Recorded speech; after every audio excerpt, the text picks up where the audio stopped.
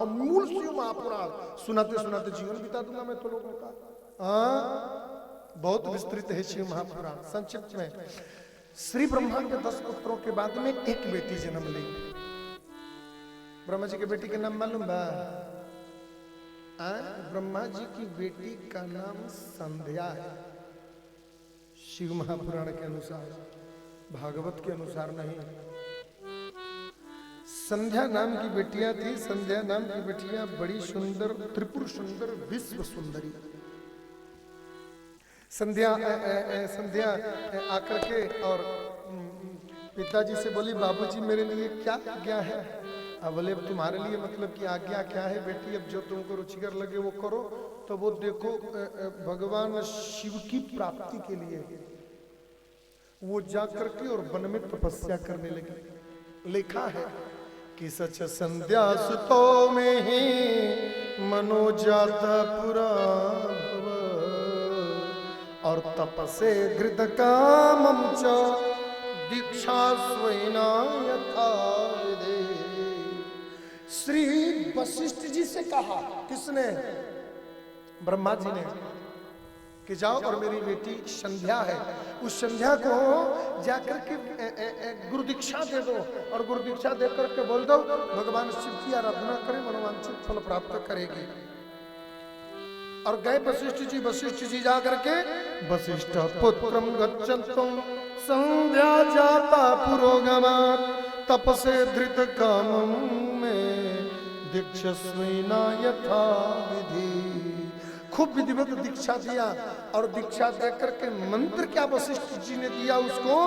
बोले, ओम नमः शंकरायेति ओम मित्येन सत्कृतं मौनम तपः समारभ्य तन्मे निकटता श्रेणु।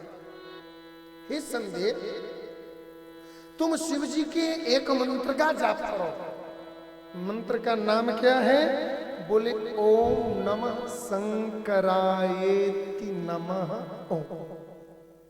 ये मंत्र है। अब मंत्र सही है कि गलत है मैं तो नहीं जानता, मैं तो शिव महापुराण में जो लिखा था वो आपको बता दिया। प्रेम से बोलो हर हर महादेव। हाँ, अब हम इतने बड़े ज्ञानी नहीं है कि वेद में मंत्र सही लिखा रहता है कि गलत लिखा रहता है, इस पर हम संशोधन करें। आजकल तो एक से एक विद्वान हो गए हैं। अभी कुछ दिन पहले मैं देख रहा था, वो क्या बोलते हैं, फेसबुक और टीवी पे ही देख रहा था मैं कहीं, कि 2-3 संत लोग मिलकर के रामचरित मानस का संशोधन कर रहे हैं। मानस में तुलसीदास जी ने कुछ गलती लिख दिया है और कुछ लोग मिलकर के वाल्मीकि रामायण को सुधार रहे हैं। हाँ, ये तो उसी प्रकार की बात हो गया कि जो बच्चा पेट में जन्म लेने वाला था उसका गर्दन फंस गया जब नाड़ी में, तो डॉक्टर से बोला कि कैंची मेरे को धरा दो, मैं अंदर से ही ऑपरेशन कर दे रहा हूँ। जो संसार के विषयों में खुद फंस करके और अपने जीवन को बर्बाद किए जा रहे हैं लोग, वो लोग मानस और वाल्मीकि रामायण और भागवत जैसी चीजों का संशोधन करने चल रहे हैं। इससे बड़ा कलयुग और इससे बड़ा दुष्कर्म और इस दुनिया में क्या होगा साहब? दंभिन निजमति कल्प करी प्रकट किए बहुपंथ। अपने अपने मन से जिसका जो मन कर रहा है पंथ बना दे रहा है, जो मन कर रहा है वो धर्म बना दे रहा है, जो मन कर रहा है वही पूजा बना दे रहा है। अब सारे दुनिया में सारा यज्ञ, सारा उपनयन, सारा वेद, सारा मंत्र, सारा सिर सूक्त, पुरुष सूक्त, लक्ष्मी सूक्त, गणेश सूक्त, सब कुछ सूक्त छोड़ करके कोई कह रहा है फलाना बाबा के नाम पर 5 आहुति डालो सब ठीक हो जाएगा। कोई कह रहा है फलाने बाबा के नाम पर 5 आहुति डालो सब ठीक हो जाएगा। वेद, उपनिषद, शास्त्र, पुराण तो अपने जगह पर बैठे बैठे मानो आंसू बहा रहे हैं। गंगा का जल और जमुना का जल पी पी करके जिन मूर्खों के लिए मैंने 4 वेद, 6 शास्त्र, 18 पुराण, 17 उप पुराण, 100 उपनिषद, इतने बड़े महाभारत का भाष्य लिखा, आज इन सभी धर्म शास्त्रों को छोड़ करके लोग और कहां न जाने जाने मजार बाबा, फजार बाबा, आसी बाबा, खासी बाबा और फांसी बाबा के पीछे दौड़ रहे हैं सब। एक बात कह दूं, क्षणिक लाभ देने के लिए ना इस संसार में बड़े बड़े दिव्यात्मा लोग आए हैं। और माफ करना साहब, इस 31 वर्ष के 32 वर्ष की उम्र में मैंने एक से एक दिव्य महापुरुषों को देखा जो सीधा ही वैकुंठ दिखाते थे लोग।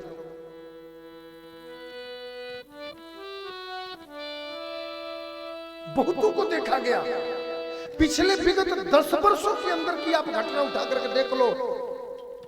कोई गलगप्पा से मुक्ति दे रहा है तो कोई 3000 का रसीद कटा करके मेरे ध्यान में आ जाओ, सीधा वैकुंठ का दर्शन होता है। अभी कुछ दिन पहले पता नहीं वो कौन एक बाबा आए थे ना, उधर हुआ था किधर, तो पूरा लंका साइड में मैंने एडवर्टाइज देखा था। वो बिल्कुल मूछ सपाचाट, कान में कनवाली, आंख में काजर, लिपस्टिक लगौले, अब पगड़ी बनाता ऊपर नहीं, ध्यान देखिए कि जूरा था कि क्या था, जो भी था, लेकिन पगड़ी बंधा हुआ था। हाँ, बहुत भयंकर एडवर्टाइज लगा था दीदी। सीधा वैकुंठ का दर्शन होगा, सीधा मोक्ष का दर्शन होगा, सीधा परमात्मा का दर्शन होगा। कितना लग रहा है रसीद? बोले मात्र 3500 रुपये। अच्छा, जो लोग अंदर जाकर के दर्शन करके आए ना, वो लोग कह रहे थे कि हाँ दर्शन हुआ।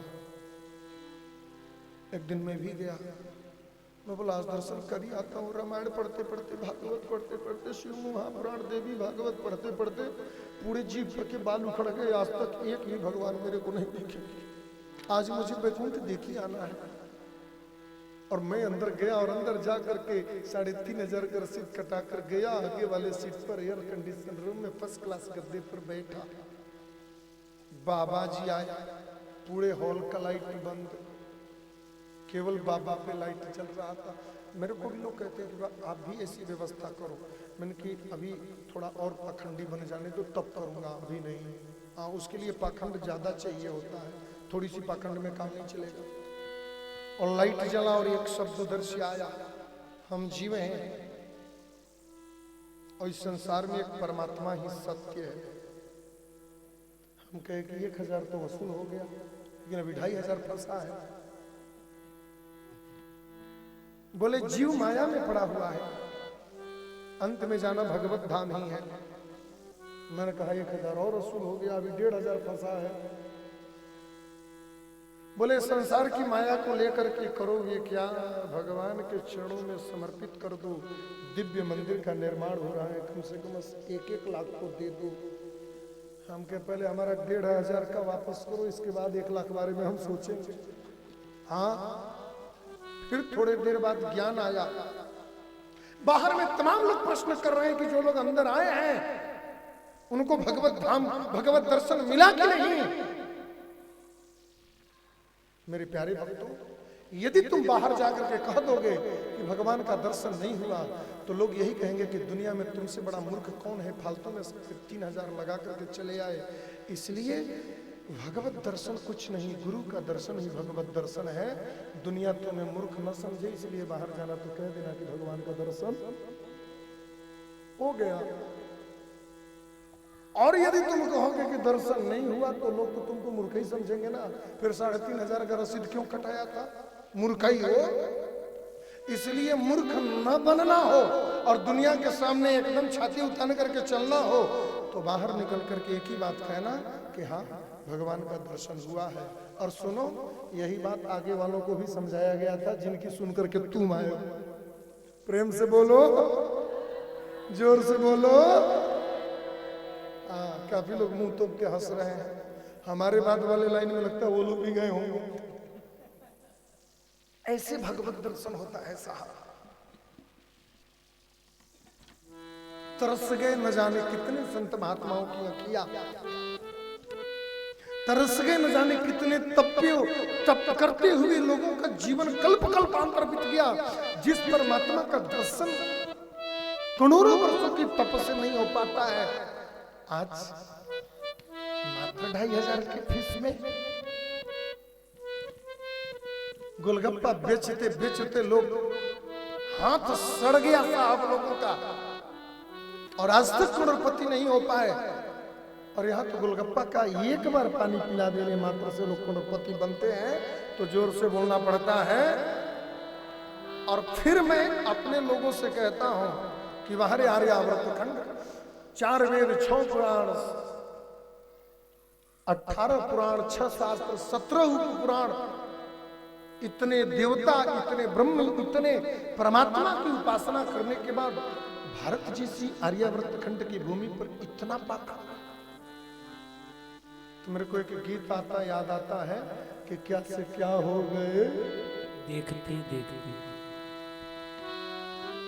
त्रिदंडी स्वामी जी, जीयर स्वामी जी, पूज्य करपात्री जी महाराज, पूज्य उड़िया बाबा, पूज्य श्री देवराहा बाबा, पूज्य श्री अखंडानंद जी, पूज्य श्री अड़गड़ानंद जी, पूज्य श्री ऐसे दिव्य महापुरुषों की शरणागति को हम छोड़ करके, पुण्य आत्माओं के हम प्रशस्त किए मार्ग को छोड़ करके, और हम गुलाब जामुन के सीरा और गोलगप्पे के सीरा के पीछे भागने लग गए। वहीं मोक्ष और वहीं भक्ति और वहीं परमात्मा की प्राप्ति मिलेगी। ऐसा नहीं होता साहब। जो शास्त्र में लिखा है ना दीदी, मेरा अपना मानना है। कल कोई कह रहा था कि महाराज जी बहुत एक खुशी की बात है कि आप मूल कथा कर रहे हो। हाँ, थोड़ी सी इधर उधर की बात हो जाती है तो हंसी मजाक हो जाता है, अच्छा लगता है, लेकिन इस बार आप मूल कथा ज्यादा कर रहे हो ना, तो थोड़ी सी मैंने कि सुनो, मूल कथा में हो सकता है कि थोड़ा हंसने को ना मिले, थपड़ी बजाने को ना मिले, लेकिन मूल कथा तो मूल कथा है ना साहब। मंत्र सही है कि क्या है वो तो नहीं जानता, लेकिन शिव महापुराण में तो यही लिखा है कि नमः शंकराय तिवो मित्यते न संततम, ओम नमः शिवाय। यही मंत्र अरुंधति को संध्या को श्री वशिष्ठ जी दे करके चले गए, और दे करके चले जाने के बाद में उसी मंत्र का वो जाप करने लगे, और जाप करते भगवान शिव का ध्यान करने लगे। तो परमं यो महत्तेजा परमो यो महत्तपः परमं परमाराध्यो शंभुर्मन सिद्धार्यता। हे परम तेज, हे परम प्रकाश, हे परम ज्योति, हे परमात्मा सत्य स्वरूप है, प्रभु आप हमें दर्शन दो। इसी कामना के साथ में वो भगवान की स्तुति करने लगी, तप करने लगी। कालांतर में भगवान शिव ने दर्शन दिया। भगवान शिव ने जब दर्शन दिया, भगवान शिव का स्वरूप कैसा था? बोले निराकार ज्ञान गम्य परोया नैवं स्थूलो नापि सूक्ष्मं च शोभम् कियन्तश्चिन्त्यो योगिभिस्तस्य रूपम् तस्मै तुभ्यं लोककर्त्रे नमस्तु। जो निराकार है, जो ज्ञान स्वरूप है, जो ज्ञान स्वरूप होते भी जो ज्ञानातीत है, जो ज्ञान से जाना नहीं जा सकता, जिसको ज्ञान से पाया नहीं जा सकता, ज्ञान अगम्य है, जो जिसको बहुत बड़ा बुद्धिमान पढ़ा लिखा बन करके यदि मिलने जाओ तो फिर जीवन में कभी मिल नहीं पाएंगे। नैवं स्थूलम न सूक्ष्मम न शोच्यम, न स्थूल है, न गोल है, न चपटा है, न लंबा है। एक जगह दो आदमी आपस में लड़ रहे थे।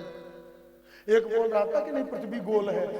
हाँ पृथ्वी गोल है, हम पढ़े हैं पृथ्वी गोल है। बोले गोल होता तो यहाँ आदमी जो खड़ा है और उसके बगल वाला आदमी जो खड़ा रहता वो डुगुर करके गिर नहीं जाता। गोल कहाँ है, पृथ्वी चपटी है, तब न सब लोग खड़े हैं टुकुर टुकुर ताक रहे हैं। एक बोला कि नहीं नहीं गोल है, बोला कि नहीं पृथ्वी तो चपटी है, देखो कितना सब घर मकान बना है, यदि गोल होता तो घर गिर नहीं जाता। दो लोग आपस में लड़ने लगे और तीसरा उसी गली से निकल रहा था। बोला कि इसी से पंचायत करते हैं भैया, घर पृथ्वी गोल है कि चपटी है? वो बोला हम यहाँ के रहने वाले नहीं है, किसी और से पूछ लीजिए। मतलब वो सीधा यमपुरी से आया होगा या तो ब्रह्मपुरी से आया होगा। तुम यहाँ के रहने वाले नहीं, मैं यहाँ के रहने वाला नहीं हूँ, मेरे को नहीं मालूम पृथ्वी गोल है कि चपटी है। नैवं स्थूलम नापि सूक्ष्मं न चोच्यम, न स्थूल है, न सूक्ष्म है, न विशाल है, जिस परमात्मा का स्वरूप। अंतश्चित्तम योग विस्तकम, हमारे अंतःकरण में योग ध्यान धारणा समाधि भावना के द्वारा जो परमात्मा या करके प्रतिष्ठित हो जाता है, तस्मै तुभ्यं लोककर्त्रे नमस्तु।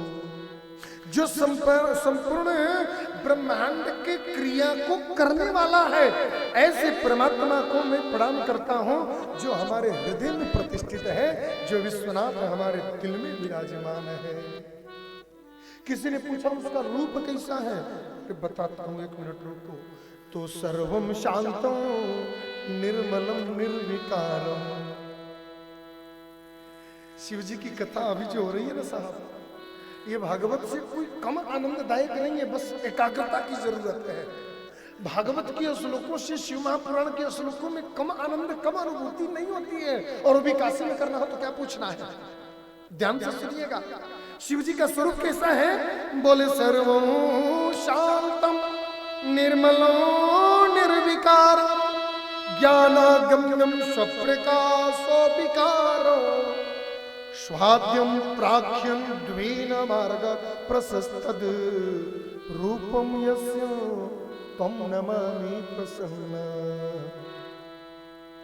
जो सर्व सृष्टि के कण-कण में व्याप्त है। अमरूद भी वही है, नींबुआ भी वही है, अमला भी वही है। आया में 6 महीना लागी फरे में, ननी ननी बा पपीता भी वही है। सर्वम रूपम जगत स्थावर जंगमम, संपूर्ण सृष्टि का कण-कण में जो विराजमान है। तो क्या इस दुनिया में आंधी के रूप में घूमता वही है? हाँ, बट उसका स्वरूप जो है शांतम, शांत है, बिल्कुल एकांतवासी है। और सुनो, बहुत निर्मल है। और निर्मल के साथ में निर्विकारम। कई लोग ऐसे जो महामूर्ख है ना, और जिन्होंने अपने जीवन में कभी शिव महापुराण को पढ़ा नहीं, जाना नहीं, देखा नहीं, सुना नहीं, सीखा नहीं, अनुसरण नहीं किया, वो लोग कहते भगवान तो श्मशानवासी हैं। पूरे शिव महापुराण में पढ़िए तो, और जो लोग पढ़े होंगे ना, हमको श्लोक तक की बताइएगा तो कहाँ लिखा है कि भगवान श्मशाने पर रहते हैं। शिव महापुराण कहा कुछ और है, और हम उसको विकृत, अपभ्रंश, पदच्युत करके हमने परोस कुछ और दिया। जो अपने जीवन को ही मानो श्मशान बना दिया। श्मशान बना दिया में से अपने जीवन से विकारों को जो खत्म कर दिया। निर्मलम निर्विकारम। और ध्यान से सुनिएगा, जो काम रूपी धन की तृष्णा रूपी मन को जला दिया, जो काम रूपी तृष्णा को जला दिया, जो ईर्ष्या रूपी तृष्णा को जला दिया, जो समाज में प्रतिष्ठा रूपी तृष्णा को जला दिया, और जला करके अपने जीवन में कामनाओं को भस्म कर दिया, जिस हृदय में, उसी हृदय रूपी श्मशान में मेरे भोले बाबा आकर के निवास करते हैं। उसी श्मशान में शिव का निवास होता है। शिव महापुराण एक बार देखो तो हो, जौने मन में आएगा तो नहीं कह देंगे लोग मंच पे। समाज में भ्रांति फैल जाती है। बाबा का रूप कैसा है? बोले सर्वम शांतम निर्मलम निर्विकारम ज्ञानागम्यम स्वप्रकाशो विकारम। जो ज्ञान गम्य लोग हैं, जो ज्ञान में प्रतिष्ठित लोग हैं, भगवान उन पर भी कृपा करते हैं। और क्या करते हैं कृपा करके? बोले स्वप्रकाशो विकारम। ज्ञान में भी कभी कभी विकार हो जाता है, प्रेम में भी कभी कभी विकार हो जाता है, पूजा में भी कभी कभी विकार आ जाता है। ज्ञान का विकार क्या है? ज्ञान में 3 प्रकार के विकार आते हैं। ज्ञान में पहला विकार यह है कि व्यक्ति जरा सी असावधानी बरते तो उसको लगता है कि दुनिया में मुझसे बड़ा कोई ज्ञानी है ही नहीं। प्रेम से बोलो, जोर से बोलिए, हारा हारा महादेव। ये ज्ञान का विकार है, ये ज्ञान का अपराध है। कितने पढ़ लो, कितने शास्त्र पढ़ लो, कितने धर्मशास्त्र पढ़ लो ना, लेकिन यदि आपके जीवन में ज्ञान का अभिमान आ जाए ना, तो वो ज्ञान का अपमान है। ऐसा नहीं मन में सोचना, ऐसा मन में भाव नहीं आना चाहिए कि मुझसे बड़ा कोई ज्ञानी नहीं है। अरे साहब, ये काशी की भूमि है, यहाँ का कुत्ता भी ना दुनिया के वेदांतियों से कहीं ज्यादा ज्ञानी होता है। मानो की तो बात ही छोड़ दो, प्रेम से बोलो। कभी जीवन में ज्ञान का अपमान नहीं आना, ये ज्ञान का अपमान है। और सुनो, कोई व्यक्ति आपसे कुछ ज्ञान लेने आए ना, उसको ज्ञान न देना भी ज्ञान का अपमान है। और सुनो, कोई व्यक्ति ज्ञान की बात समझाए, उस बात को ध्यान से न सुनना और उसको उपहास की दृष्टि से देखना भी ज्ञान का अपमान है। ऐसे ज्ञानाभिमानी लोगों पर भी कभी कभी भगवान कृपा करके स्वप्रकाश उसके जीवन के विकार को खत्म कर देते हैं और खत्म करके भगवान अपना प्रकाश दे देते हैं।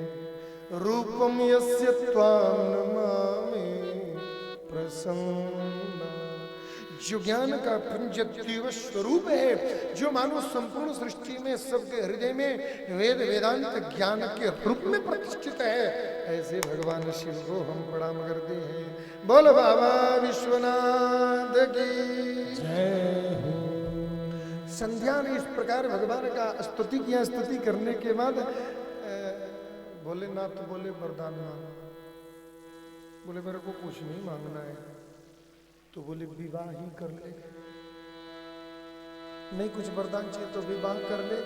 बोले कि मैं विवाह तो कर नहीं सकती। क्यों? इसका एक दोष मेरे को लगा है, मेरे को इसका एक पाप लगा है जो मैं नहीं कर सकती। और सुनो, इस मंच से मैं भी नहीं बता सकता, थोड़ी सी गोपनीय बात है। हाँ, वो संध्या इतनी सुंदर थी, इतनी सुंदर थी, इतनी सुंदर थी ना कि एक बार ब्रह्मा जी और उनके चारों पुत्र लोग जब उसको देखे ना तो थोड़ी सी मन का भाव चेंज हो गया और उसको लगा कि जब ये लोगों की दृष्टि मेरे प्रति ऐसी है, मैं संसार में किसी की नहीं हो सकती। और वो तपो यज्ञ के द्वारा अपना जीवन ही जला करके भस्म कर दे। प्रेम से बोलो नमः पार्वती बदके। शिव जी को अच्छा नहीं लगा कि देखो इतनी तपस्या की मैं प्रकट हुआ है तो निकल पड़ी। शिव जी ने मेघातिथि को आदेश दिया, यज्ञ करो। जी गुरु जी यज्ञ किया और उसी यज्ञ कुंड से भगवान विश्वेश्वर की कृपा से वह संध्या इस पृथ्वी पर प्रकट हुई, जिसका नाम माता अरुंधति हुआ। बोलिए अरुंधति मैया की। बोलो मैं तेरे से बोला कि विवाह कर तो इधर से निपट गई। बोले बस थोड़ा सा कपड़ा चेंज करने गई थी, चोला चेंज करके आ गई। पहले संध्या थी, अब अरुंधति हो गई। आप बोलो किससे विवाह कर लूं? बोले कि मैंने तेरे लिए वर ढूंढ रखा है। अरे विवाह कारयामासु तस्याम ब्रह्म सुतेन वै वसिष्ठं प्राम्य संरेजे मेधेति सुता मुने। और वसिष्ठे अरुंधत्या ब्रह्म विष्णु महेश्वर अरुंधति महासाध्वी साध्वीनां प्रभुत्तमा। जो साध्वियों में भी जो सर्वोत्तम साध्वी हुई, वो साध्वी का नाम श्री माता अरुंधति हुआ। ब्याह कर कभी के पंडित जी ना मिलत रहा तब शिव महापुराण में लिखा है कि ब्रह्मा विष्णु रुद्र तीनों लोग बोले कि चला हम नहीं ब्याह करावत है। और ब्रह्मा विष्णु महेश बिना दक्षिणा